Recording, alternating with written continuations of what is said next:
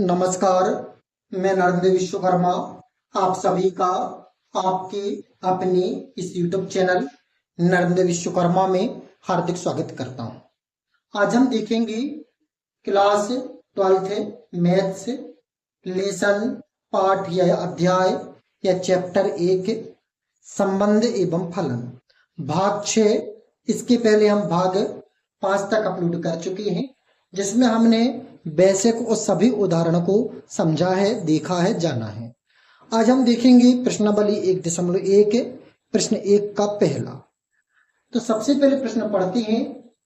निर्धारित कीजिए कि क्या निम्नलिखित संबंधों में से प्रत्येक स्वतुल्य, सम्मित तथा संक्रामक है।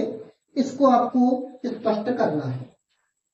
तो सबसे पहले आपको हम स्वतुल्य समझा चुके हैं कि स्वयं का स्वयं से संबंध है, सम्मित उलट पलट है, संक्रामक एक का यदि दो से है तो दो का तीन से और तीन का एक से संबंध संक्रामक संबंध कहलाता है।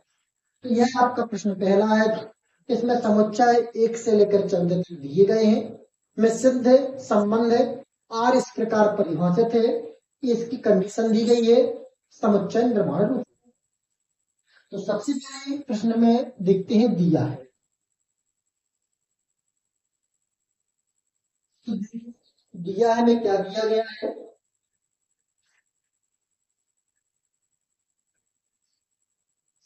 आपको एग्जाम में जिस तरह लगाना है हम विधिवत करके उसी तरह आपको लगवाएंगे, इसलिए आप अंत तक जरूर देखें। सबसे पहले हमने लिखा दिया है। दिया में आर इस प्रकार ए से ए तक परिभाषित है, जहां पर आर ए बराबर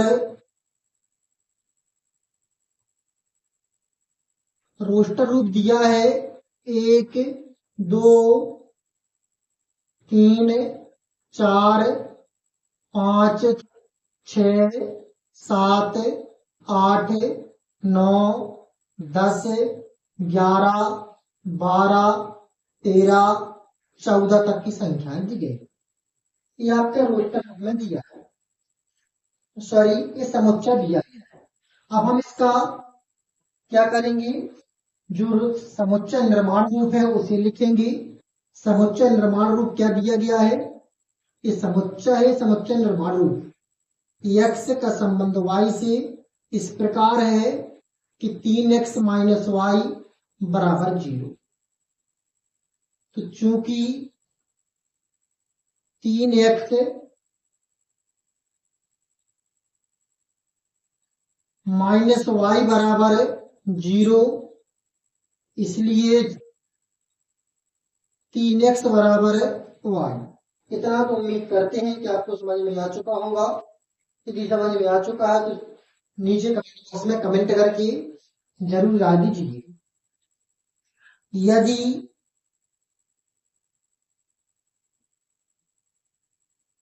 x बराबर 1 तो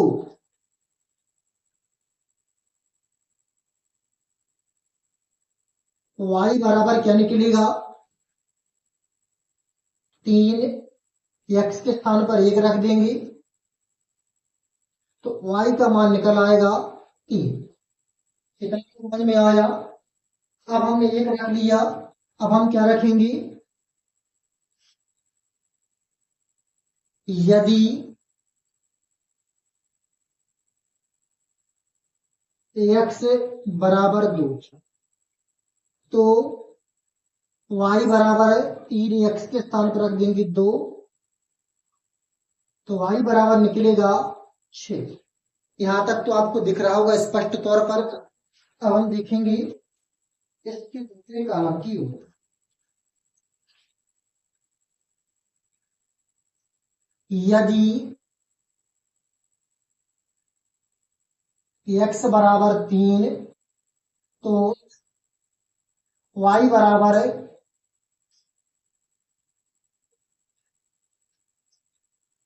3 और x के स्थान पर रख देंगे 3 तो i बराबर निकलेगा 9। यदि x बराबर 4 तो y बराबर निकलेगा 3 गुणे 4 बराबर 12। यदि x बराबर 5 लेते हैं तो y बराबर निकलेगा 3 गुणे 5 बराबर 15। चूंकि समुच्चय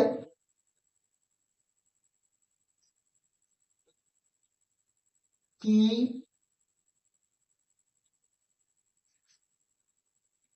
सबसे बड़ी संख्या 14 है, इसलिए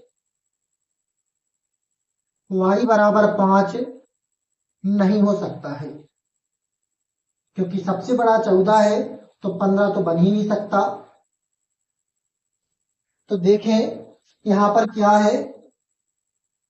अब इसको हम समझते हैं। आपको ज्ञात हो चुका कि y का मान 3, 6, 9, 12 ये निकल चुकी है। अब इस हम संबंध को समझते हैं कि संबंध बना कैसे है, किस प्रकार है।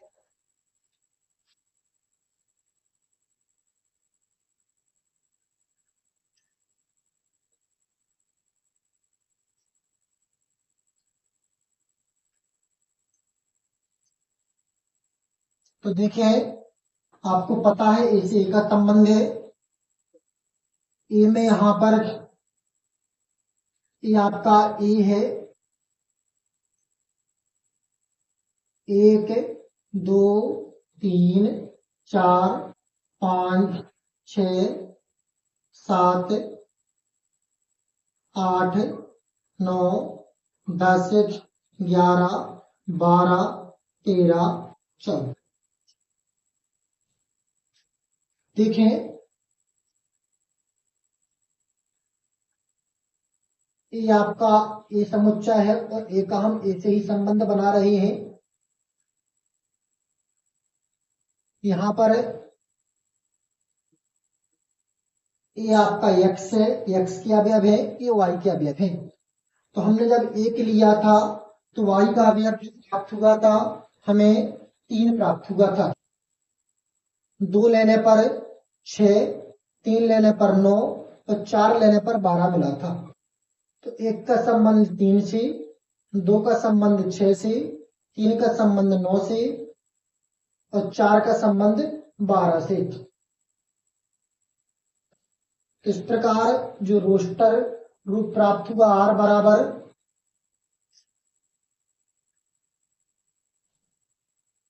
1,1, 1,3, 2,6, 3,9, 4,12 ये आपका संबंध बन चुका है। अब बड़े ही आसान तरीके से आप इसे सिद्ध कर सकते हैं कि स्वतुल्य, सममित या संयुग्म है। तो बड़े ही आसान तरीके से आप इसे सिद्ध कर सकते हैं। तो सबसे पहले देखते हैं स्वतुल्य संबंध। तो स्वतुल्य संबंध में आप जानते हैं कि उसी का संबंध उसी से होता है, क्योंकि एक का संबंध एक से नहीं है, 2 का संबंध 2 से, 2,2 does not belong to R. इसी प्रकार 14,14 does not belong to R. इसलिए आर स्वतुल्य संबंध नहीं है। देखें अब इसके बाद देखते हैं स्वतुल्य के बाद सम्मित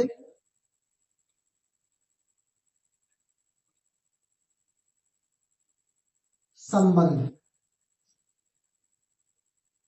तो संबंध में क्या होता है, क्योंकि एक का संबंध 3 से, किंतु 3 का संबंध 1 से नहीं है, इस कारण से समतुल्य सम्मित संबंध नहीं है। इसमें लिखोगे चूंकि 1,3 बिलोंग्स टू आर, लेकिन 3,1 does not belongs to R, इसलिए आर सम्मित संबंध नहीं है। उम्मीद करते हैं कि आपको यहाँ तक समझ में आया होगा। यदि आ रहा है तो वीडियो को लाइक कर दीजिए, चैनल को अभी तक सब्सक्राइब नहीं किया है तो कृपया सब्सक्राइब कर लीजिए। तो देखें, अब बात करें हम किसकी, संक्रामक संबंध की। संक्रामक संबंध, तो संक्रामक संबंध में चूंकि 1 का संबंध है, 1,1 डज बिलोंग्स टू आर, तथा 3,9 बिलोंग्स टू आर, क्योंकि ए का संबंध बी का, बी के संबंध सी से है, किंतु